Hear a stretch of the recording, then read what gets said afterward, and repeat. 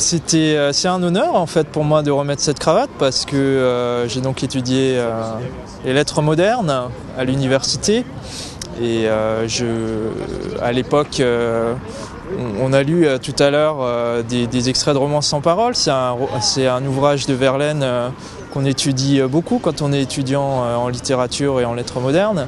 Et donc je pensais pas à l'époque tout simplement en lisant cet ouvrage qu'un jour ce serait moi qui passerais la cravate au buste de Verlaine et c'est une histoire assez rigolote et sympathique. Je trouve ce qui est intéressant avec Verlaine, c'est qu'il résonne aujourd'hui, il résonne bien dans l'actualité parce que quand on repense à ce parcours personnel, son histoire avec Rimbaud évidemment, je trouve qu'aujourd'hui avec l'actualité du mariage pour tous, etc., c'est 150 ans après, ben voilà, c'est un morceau d'histoire qui s'accomplit. À l'époque, c'était tabou de parler de ça. Ben aujourd'hui, c'est la loi qui vient tout simplement légaliser tout ça.